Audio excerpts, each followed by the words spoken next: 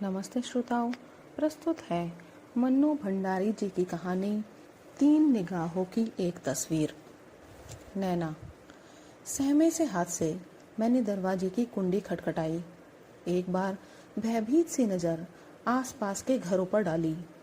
गली में उस समय अंधकार के साथ साथ नीरवता भी छाई हुई थी। सामने के घर की खिड़की पर गोदी में बच्चा लिए एक औरत खड़ी थी। वेशभूषा से वह एकदम गृहस्थिन लग रही थी। नहीं नहीं, यह मोहल्ला ऐसा वैसा नहीं हो सकता। कुछ अधिक विश्वास के साथ एक बार जोर से फिर मैंने कुंडी खटखटाई। गली के लैंप पोस्ट का धीमा प्रकाश मकान के 23/8 नंबर पर सीधा पड़ रहा था। मकान तो यही है, पता नहीं अंदर क्या देखने को मिले। यही सोच रही थी कि दरवाजा खुला और एक बुढ़िया को सामने खड़ा पाया। उसके पान खाए होठों ने मन को यूं आक्रांत कर दिया कि मैं कुछ पूछना भूल अवाक सी उसका मुंह ही देखती रह गई। दीवारों पर भी पान की पीक के दाग नजर आए।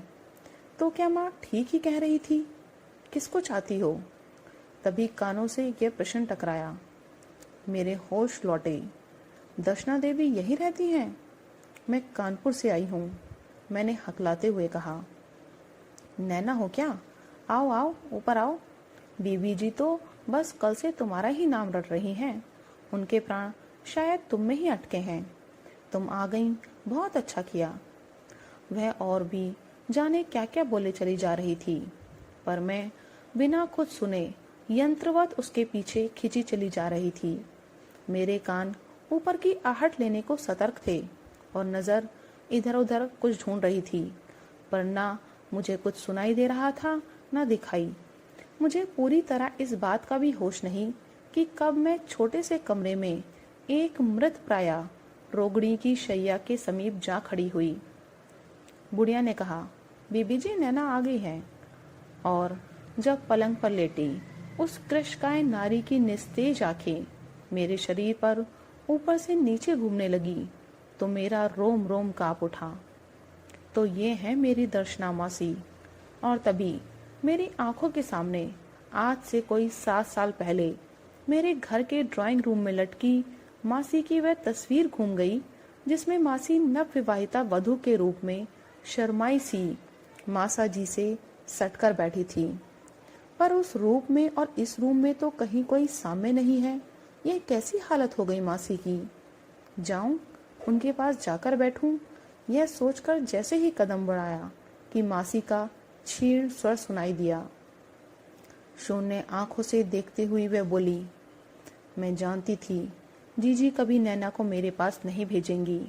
भेज देती तो एक बार उसे प्यार करके मन की निकाल लेती। नैना की जगह ये ना जाने किसे भेज दिया है। अंत समय में मुझे यूं न छलती तो उनका क्या बिगड़ जाता। उनकी आंखों से आंसू टपक पड़े और उन्होंने करवट लेकर मेरी ओर पीठ कर ली। मैं जड़वत जहां की तहां खड़ी रह गई। बुढ़िया ने मुझे समझाया, अभी होश में नहीं है, तुम उधर चलकर खाओ पियो, सवेरे होश आने पर पहचान लेंगी। कल से तुम्हारा ही नाम रट रही थी। पर मेरे पांव तो जैसे वहीं जम गए थे। बार बार एक ही बात दिमाग में गूंज रही थी, क्या सबने इन्हें छला ही है? मैंने एक बार कमरे में चारों ओर नजर डाली। कमरे के धीमे प्रकाश में वहां की उदासी और भी बढ़ गई थी। कमरे की अस्त व्यस्त चीजों की आड़ी टेढ़ी बेडौल छाए दीवार पर पड़ रही थी। देखकर ही मन भय से भर उठा। उस समय मासी की हालत पर तरस कम और सबको नाराज करके यहाँ चले आने की अपनी जिद पर पश्चाताप अधिक हो रहा था। बुढ़िया मुझे दूसरे कमरे में छोड़कर चली गई। जाने कितने कितने प्रश्न आंधी की तरह मेरे मन में उमड़ घुमड़ रहे थे। माँ की बातें, मासी की हालत, घर का वातावरण, सब मेरे सामने एक अनबूझ पहेली की तरह खड़े थे। मैंने अपनी सतर्क नजरों से इधर उधर देखना शुरू किया। एकाएक ही कोने में रखे सितार, तानपुरे और तबले में मेरी दृष्टि उलझ गई। ये चीजें कभी देखी ना हो सो बात नहीं, पर यहाँ देखकर मेरे रोए खड़े हो गए। जबरदस्ती दबाई हुई मन की आशंका पूरे वेग से उभर आई। देखते ही देखते कमरे के कोने में रखे वे वाद्य यंत्र झंझना उठे, तबला ठनकने लगा, घुंघरू झनकने लगे और कह कहो की गूंज से कमरा भर गया। मुझे लगा मेरा सिर चकरा जाएगा। इन सब के बीच माँ की क्रोध भरी मूर्ति दिखाई देने लगी। देख नैना, उस छिनाल के यहाँ तू मत जाना, वह मर रही है तो मरने दे। मैंने तो 7 साल पहले ही उसे मरा समझ लिया था। जिद करके तू वहां चली गई तो समझ लेना माँ तेरे लिए मर गई। मैं पसीने से तरबतर हो गई। मैंने अपने को ही समझाते हुए कहा, नहीं नहीं, मेरी दर्शना मासी ऐसी नहीं हो सकती, यह सब गलत है। और मैंने उस अदृश्य नाचती नारी के स्थान पर मासी की वही छवि ला बैठाई जिसमें वह नवविवाहिता वधू बनकर बैठी थी। नैना बेटी, कुछ खा लो। बुढ़िया थाली लिए मेरे सामने खड़ी थी। यहाँ आप कोई आएगा तो नहीं? रात में क्या यहाँ बहुत लोग आते जाते हैं? एक सांस में ही मैं पूछ बैठी। रात दिन क्या, यहाँ तो कभी कोई नहीं आता। जब बीवी जी की तबीयत ज्यादा खराब होती है तो मैं ही वैद्य जी को बुला लाती हूँ। मैंने निश्चिंतता की एक लंबी सांस ली। इच्छा हुई इस बुढ़िया से ही सब कुछ पूछ डालूं, सब कुछ जान लूं, पर भय के मारे जाने कैसी जड़ता मन में व्याप गई कि मैं कुछ पूछ ही नहीं पाई। खाया मुझसे कुछ नहीं गया, चुपचाप लेट गई। अजनबी घर में अजनबी लोगों के बीच पड़े पड़े जाने कैसा लग रहा था।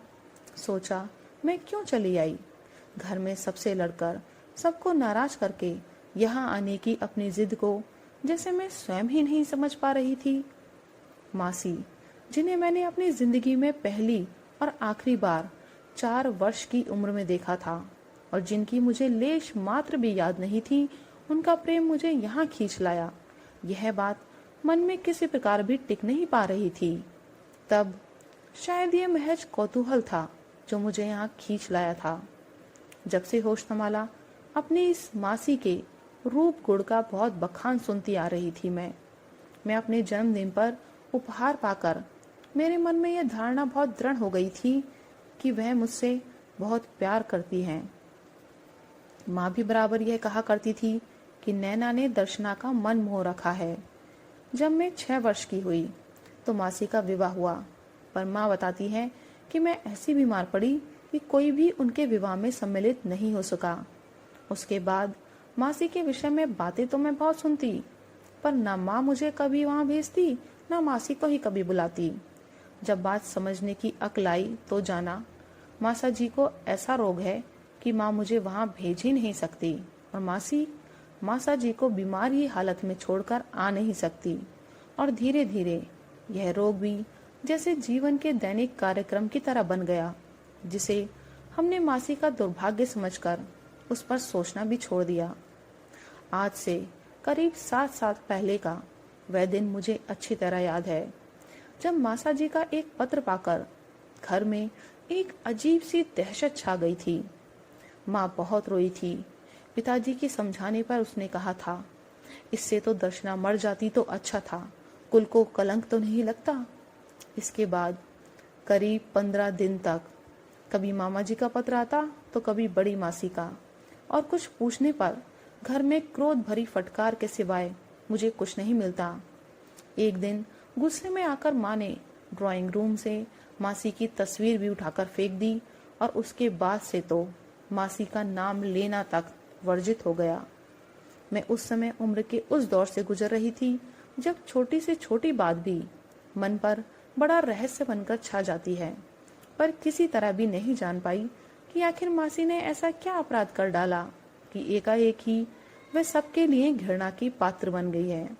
जानती भी कैसे? माँ तो मुझे उनके नाम से ही इस प्रकार बचा बचा कर रखती, मानो उनकी छाया भी मुझ पर पड़ गई तो मेरे लोक परलोक दोनों ही भ्रष्ट हो जाएंगे। मैं माँ की इकलौती बिटिया जो थी।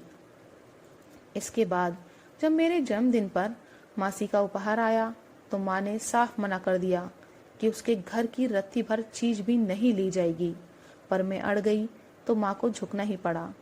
जाने क्यों माँ के मुंह से जब जब छिनाल शब्द सुनकर मेरे मन की ममता मासी के प्रति और भी बढ़ गई थी। कभी कभी घंटों उनकी उस तस्वीर को, जिसे मैंने अपने पास संभाल कर रख लिया था, देखकर मैं यही सोचा करती कि सामने बैठी ये सीधी सादी भोली भाली युवती आखिर छिनाल कैसे बनी। अतीत के इन्हीं बनते बिगड़ते चित्रों में खोए खोए कितनी रात मैंने बिता दी, मैं स्वयं नहीं जानती। उसके बाद एकाएक ही जाने कैसा आकर्षण मासी के प्रति जगा कि उठी और दबे पांव उनके कमरे में चली गई। सोचा यदि जग रही होंगी तो उनसे बात करूंगी, कुछ इस तरह कि वह मुझे पहचान जाएं। मैं उन्हें यह बता देने को व्याकुल हो उठी कि मैं उन्हें बहुत प्यार करती हूँ। सारी दुनिया चाहे उन्हें घृणा करे, पर अनजान रहकर भी मैं सदा से ही उन्हें बड़ा प्यार करती आई हूँ। मैंने ढूंढकर जैसे तैसे स्विच ऑन किया, पर जैसे ही रोशनी में उनका चेहरा देखा, मुझे लगा जैसे बिजली मेरे शरीर में दौड़ गई हो। उनकी फटी आंखें और खुला मुंह देखकर मेरी चीख भी जैसे घुटकर अंदर ही रह गई। उल्टे पैरों दौड़कर कैसे मैंने बुढ़िया को जगाया, यह सब मैं स्वयं नहीं जानती। बुढ़िया के रोने के साथ मेरी संज्ञा लौटी तो मैं भी रो पड़ी। वह दुख का रोना था या भय का, सो मैं नहीं जानती। मृत्यु को इतने पास से देखने का मेरा पहला ही मौका था। कैसे दूसरा दिन हुआ और कुछ लोगों ने जुटकर मासी का क्रियाकर्म किया, मुझे कुछ मालूम नहीं। हाँ, इतना याद है कि निकटतम संबंधी होने के नाते मुझसे भी कुछ कुछ करवाया गया था और मैं यंत्रवत किए चली जा रही थी। मासी का शव जब चला गया तो मैं आतंकित सी दूसरे कमरे में बैठी रही। कैसी विचित्र मौत थी। अजीब सा सन्नाटा घर में छाया हुआ था और उससे भी अधिक शून्य थे मेरे दिल दिमाग। बाहर के बरामदे में बैठी बुढ़िया धीरे धीरे रो रही थी। जाने कैसी विरक्ति मेरे मन में छा गई कि कुछ भी जानने पूछने की इच्छा नहीं रही थी। जो इस संसार में अब है ही नहीं, जो अपनी लज्जा और दूसरों की घृणा अपने में ही समेटकर सदा के लिए चली गई, उसके कर्मों का लेखा जोखा करना किसी तरह भी उचित नहीं लगा। संध्या को जब मैं चलने की अनुमति मांगने लगी तो बुढ़िया ने पूछा, घर के सामान का क्या होगा? मैं भला क्या बताती। मेरे सामने चाबियों का गुच्छा फेंकते हुए उसने कहा, वह बस तुम ही को याद करती थी, इसलिए उनके सामान की अधिकारिणी तुम ही हो। मन का सोया कौतूहल फिर जाग उठा और जाने क्या सोचकर मैंने गुच्छा उठा लिया और उनके तीनों बक्से टटोल मारे। एक बक्से में किताबों, कॉपियों और कागजों के बीच दबी एक फाइल निकली। जाने क्यों उसे देखते ही मुझे लगा कि उसे खोलते ही नीले पीले गुलाबी सेंट में महकते वे पत्र निकल पड़ेंगे जो उनके किसी प्रेमी ने उन्हें लिखे होंगे और जिनके कारण उन्हें इतनी लांछना सहनी पड़ेगी। पर जब उसे खोला तो उसमें किसी पत्रिका में से फाड़े हुए 3 पन्ने थे। एक संगीत का डिप्लोमा था और कुछ पन्ने इसी डायरी से फाड़े हुए लगते थे। उन पन्नों में कहीं दवाइयों के नुस्खे लिखे थे, कहीं धोबी के कपड़े, कहीं घर का हिसाब, तो कहीं मासी के अलग अलग तारीखों के नोट थे। पत्रिका के फटे हुए पन्नों के अंतिम पृष्ठ पर चारों ओर एक मार्जिन में छोटे छोटे अक्षरों में लिखे नोट थे। मैंने ध्यान से पढ़ा। एक जगह लिखा था, यहाँ तक यह मेरी कहानी है। मैं जानती थी कि तुम कहानीकार हो तो अवश्य ही किसी दिन मुझे अपनी कलम से हलाल करोगे, पर इसके बाद का सारा किस्सा गलत है, इसलिए मैं उसे फाड़े दे रही हूँ। तुम मनोवैज्ञानिक विश्लेषण देकर, मेरे कुकृत्य पर पर्दा डालकर सारी दुनिया को धोखा दे रहे हो, पर मैं अच्छी तरह जानती हूँ कि तुम झूठ बोल रहे हो। अपनी कलम के करिश्मे दिखाकर वाहवाही लूटने की लालसा ने ही तुमसे यह सब लिखवाया है। तुम सोचते हो तुम्हारी इस दया से मैं कृतकृत्य हो जाऊंगी? नहीं, मुझे किसी की दया नहीं चाहिए। ओहो, तो यह मासी के जीवन की कहानी है। हरीश नाम के किसी लेखक की थी वह कहानी।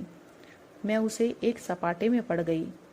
हरीश, अविवाहित होना इतना बड़ा अभिशाप है, यह मकान खोजने के सिलसिले में ही महसूस हुआ। आखिर 3 कमरों के एक फ्लैट में एक कमरा मिला। यह पूरा फ्लैट एक दंपत्ति के पास था। अब आर्थिक संकट में फंसकर उन्होंने एक कमरा किराए पर उठाया था। 3-4 दिन में ही मैं वहां जम गया। भाभी, मकान मालकिन को मैं भाभी ही कहता था, बड़े अच्छे स्वभाव की महिला थी। वह मेरा काफी ख्याल रखती थी।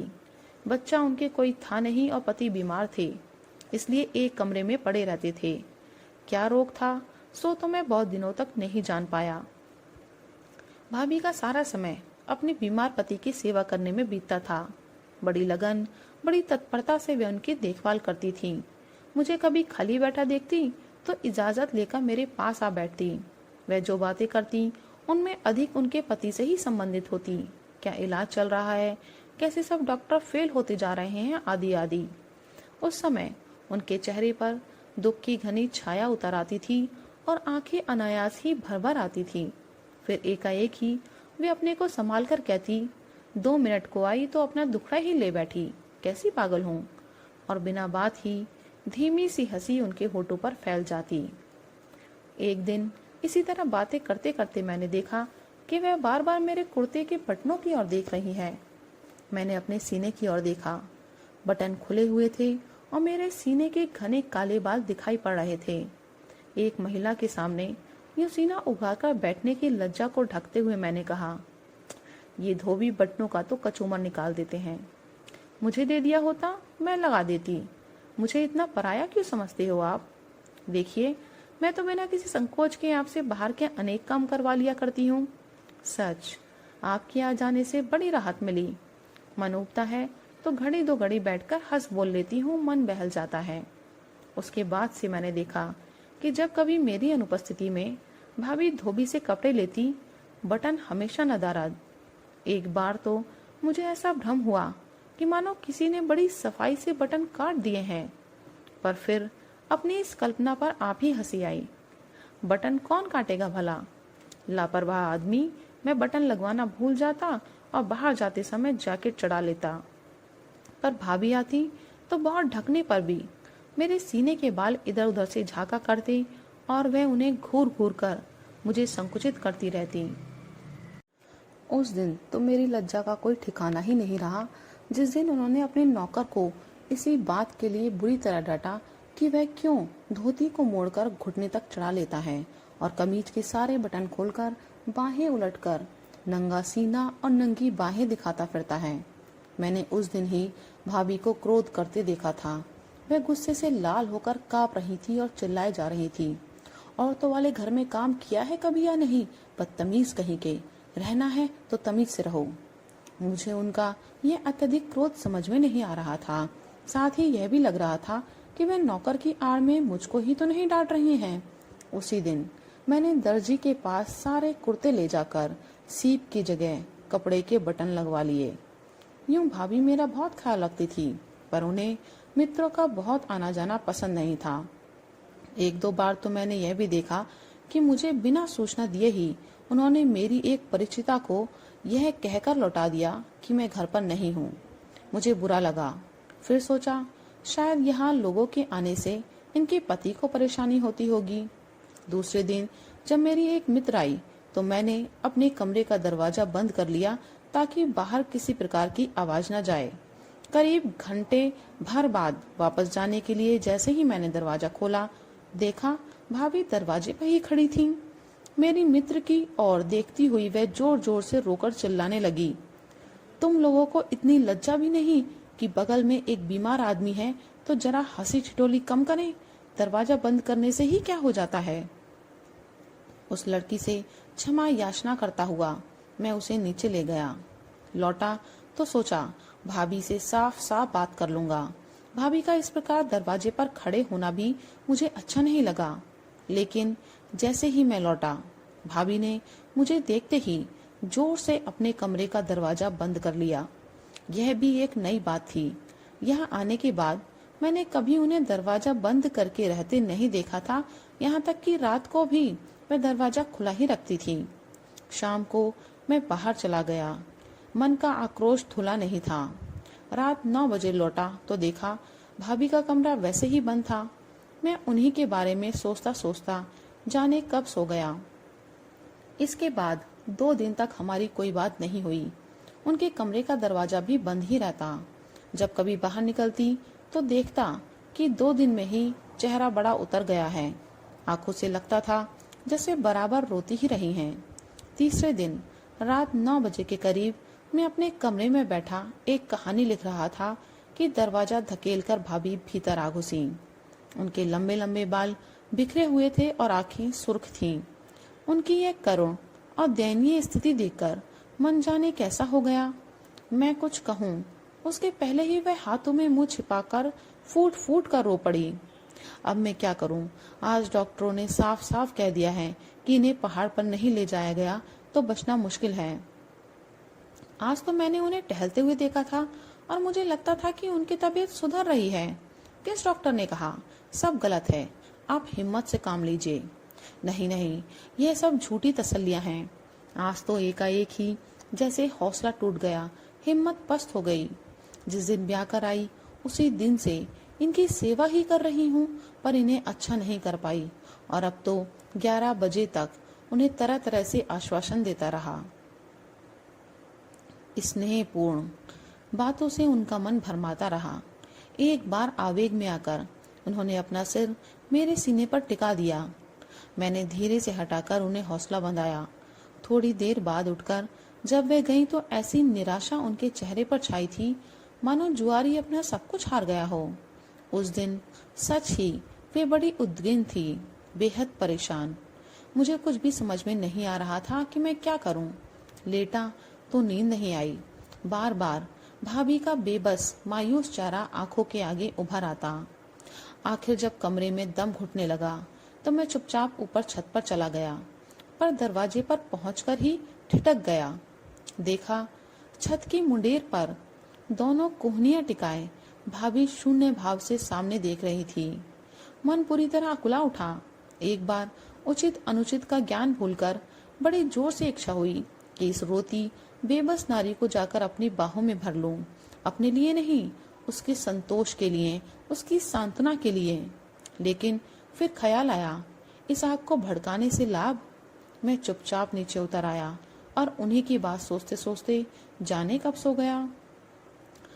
रात शायद आधी से ज्यादा बीत चुकी थी कि अचानक किसी के स्पर्श से चौंक उठा।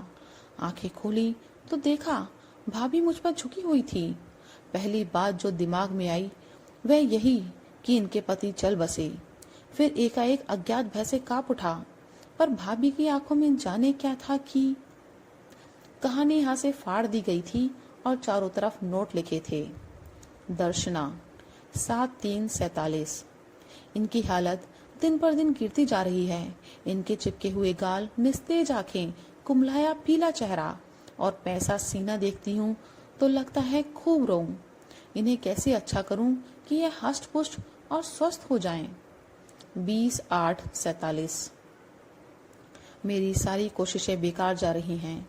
जब कभी सोचती हूँ कि अब क्या होगा तो आंखों के आगे ऐसा अभेद्य अंधकार छा जाता है जिसके परे कुछ दिखाई नहीं देता। मन बड़ा टूटा सा रहता है। सब और निराशा, उदासी, न दिन को चैन न रात को नींद। विचित्र विचित्र सपने आते हैं। कल के सपने का ही क्या अर्थ हुआ भला? देखा छोटी छोटी पहाड़ियों की चोटियों से जल के झरने झर रहे हैं, पर फिर भी आसपास कहीं हरियाली नहीं, रेगिस्तान ही रेगिस्तान। कोई उस जल को पीने वाला नहीं, कोई फल फूल उस जल से खिलने वाला नहीं। विचित्र संयोग था। जल के किनारे निर्जन रेगिस्तान। जल की इससे बढ़कर और क्या निरर्थकता हो सकती है? पर यह भी कोई सपना हुआ भला? 13/5/48। आज मेडिकल कॉलेज गई थी। मैंने वहां हड्डियों का ढांचा देखा। देखकर ही जाने कैसा विचित्र भय मेरे मन में समा गया। एक दहशत सी छा गई। मुझे लगा उस कंकाल ने अपने दोनों हाथ फैलाना शुरू किया और मुझे दबोच लिया। उसकी पकड़ कसती जा रही थी और 130 नायक खलनायक विदूषक मुझे लग रहा था जैसे कोई मेरे शरीर का रक्त सोखे जा रहा है। उसके बाद शायद मुझे गश आ गया था, क्योंकि मुझे कुछ मालूम नहीं कि उसके बाद क्या हुआ। डॉक्टर कहते हैं कि मैं इतना परिश्रम ना करूं, नहीं तो मेरी भी हालत खराब हो जाएगी। सच ही तो है, मैं बीमार हो गई तो इन्हें कौन देखेगा? पर इस भय से कैसे मुक्ति पाऊं? घर के जिस कोने में भी जाती हूँ वह कंकाल मुझे दबोचने को चला आता है, जैसे मुझे वह मारकर ही छोड़ेगा। 6/4/50। इस नौकर को बदलना ही होगा। कितनी बार इससे कहा कि ठीक से कपड़े पहनकर रहा करो, कि सुनता ही नहीं। सोचती हूँ नौकरानी रख लूं, पर बाहर के काम की वजह से इसे ही रखना पड़ता है। यूं हरीश जी के आने से कुछ सुविधा जरूर हो गई है, पर उनका क्या, लेखक आदमी है, फिर छाती के बटन तो उनके भी टूटे ही रहते हैं। जाने क्यों ये निर्लज्जता मुझसे बर्दाश्त नहीं होती। किसी की उगड़ी छाती देखकर सारे बदन में जैसे कांटे चुभने लगते हैं। 11:10:50। सामने वाली मैम का ये काला झबरा कुत्ता कितना प्यारा है। इसके काले बड़े बड़े बाल कैसे सुहावने हैं। जी चाहता है अपना मुंह उसके काले बालों में छुपा लूं। शाम को जब वह घूमकर आता है तो कितने प्यार से मैम का हाथ चाटता है। दोनों टांगे उनके कंधे पर रखकर अपना सिर उसकी छाती से लगा लेता है। मैम उसकी मुलायम केशों में उंगलियां डालकर सहलाया करती हैं। ये कुत्ते भी कितने स्नेही और ममता में होते हैं। कहते हैं यह मैम इस कुत्ते को अपने बच्चों से भी ज्यादा प्यार करती हैं। मन करता है मैं भी एक कुत्ता पाल लूं, काले झबरे बालों वाला। उसके बालों में उंगलियां डालकर सहलाऊं, उसे प्यार करूं, पर कौन देख रेख करेगा उसकी। अभी तो इनके कामों से ही फुर्सत नहीं मिलती। कितना मन करता है कि नैना को अपने पास बुलाऊं, पर कैसे लिखूं। दीदी भेजेंगी नहीं, भेजे भी कैसे। इनको टीबी है और उनकी वह अकेली लड़की है। सब कुछ जानती हूँ, उसे बुलाना ठीक नहीं है, फिर भी बड़ी इच्छा होती है कि वह मेरे पास हो, मैं उसे प्यार करूं, उसके साथ खेलूं, उसे अपने पास सुलाऊं। कितनी प्यारी बच्ची है। 8:05:51। आज ऊपर गई तो विचित्र ही दृश्य देखा। सामने वाली मैम के कुत्ते को जाने क्या रोग हो गया है कि उसके सारे बाल झड़ गए और चमड़ी खाद से भर गई है। सुनते हैं मैम ने बहुत इलाज कराया, पर अब डॉक्टरों ने जवाब दे दिया है। मैम एक जमाने में उसे कितना प्यार किया करती थी, पर अब उसे अंदर भी नहीं आने देती। आज मैंने सुना रोते रोते उसने अपने नौकर को हुक्म दिया कि उसे बाहर ले जाकर शूट कर दो। कुत्ता निरीह भाव से खड़ा था, मानो वह भी समझता हो कि इस निरर्थक जीवन को ढोने से कोई लाभ नहीं। वह आगे भी नहीं बढ़ा। इस गंदी बीमारी को लेकर मैम तक जाने का उसको अधिकार नहीं है। यह बात भी जैसे वह समझता है। ओहो, कुत्ते भी कितने समझदार होते हैं। पर जो बात कुत्ता समझ रहा है वह जाने क्यों मेरे गले नहीं उतर पा रही है। जिस कुत्ते को मैम इतना प्यार करती थी उसे अब शूट करवा दिया जाएगा। क्या यह ठीक है? कभी लगता है ठीक है, कभी लगता है गलत है। 13:05:58। 4 दिन से कुत्ते की इस घटना ने मुझे पागल बना रखा है। लगता है मैं सच ही पागल ना हो जाऊं। हरीश जी के पास ये लड़की आती है तो जाने क्यों मुझे जरा नहीं सुहाती। खैर मुझे क्या, कोई भी आए जाए। मैं तो भगवान से यही प्रार्थना करती हूँ कि मुझे सद्बुद्धि दे, बल दे। पर अब तो इतनी थक गई हूँ कि प्रार्थना करने की भी शक्ति भी जाती रही। 14:05:58। आज इन्होंने मुझे मारा। शादी के बाद आज पहली बार मैंने जाना कि इनके शरीर में अब भी इतना जोर है। इनकी बीमार लातों ने भी मेरी कमर तोड़ दी, तो जब ये टांगे पुश रही होंगी कितना जोर रहा होगा इनमें। हजारों बार ही मैंने गलतियां की। कितना अच्छा होता उस समय भी ये मुझे मारते। कम से कम फिर इतनी बड़ी गलती तो नहीं करती। मुझे मार खाने का जरा भी गम नहीं। काश इन्होंने पहले मारा होता। हरीश जी के लिए बहुत दुख है। मेरे पीछे उन्हें व्यर्थ ही अपमानित होना पड़ा। 15:05:58। आज इन्होंने घर से निकल जाने को भी कह दिया। आज सब जगह इन्होंने पत्र भी लिखे हैं, माँ, भैया और दीदी को। जाने क्या क्या लिखा होगा। जो मौखिक सहानुभूति आज तक मिलती आई थी वह भी बंद हो जाएगी। शायद सब मुझसे नफरत ही करने लगे। फिर भी जाने क्यों मुझे न अपने किए का दुख है न इस दंड का। इसके बाद मैं स्वयं ही घर छोड़कर निकल जाती। 2 दिन आगे या पीछे विधाता जिस दंड का विधान करने वाला था वह आज ही हो गया। पर इनका क्या होगा। कोई संबंधी यहाँ झांकना भी पसंद नहीं करता। पर जो मनुष्य बिना क्षमता के केवल चाहना ही चाहना करता है उसका अंत इसके अतिरिक्त और हो ही क्या सकता है। 20:07:51। आज उनकी मृत्यु का समाचार सुना। समझ नहीं पा रही हूँ क्या करूँ। मेरी तो सारी भावना ही जैसे मर गई हैं। मैं ही जाने क्यों जिंदा हूँ। 13:08:51। भाग्य से मुझे संगीत के पंडित जी अच्छे मिल गए। एक जमाने में मुझे गाने बजाने का कितना शौक था, पर सब छूट गया। उस समय जो मात्र शौक था उसे अब जीविका का साधन बनाना पड़ेगा। यहाँ एक स्कूल में नौकरी मिल गई है, लगता है जीवन को एक राह मिल गई। सब और से बेसहारा होकर भी अब जी लूंगी। 23/11 आज नैना का जन्मदिन है। डरते डरते मैंने उपहार भेजा था, कौन जाने रखे ना रखे, पर उन्होंने रख लिया तो क्या समझूं कि दीदी आज भी मुझे प्यार करती हैं। कि भावना ही कितनी सुखदाई है कि कोई हमें भी प्यार करता है। 2/6/52 हरीश ने मुझ पर कहानी लिखी, पर लिखकर इतना मनोवैज्ञानिक बनाने की क्या आवश्यकता थी। यूं भी कह देता कि मैं इसे दोष नहीं देती, मूर्ख कहीं का। धन्यवाद।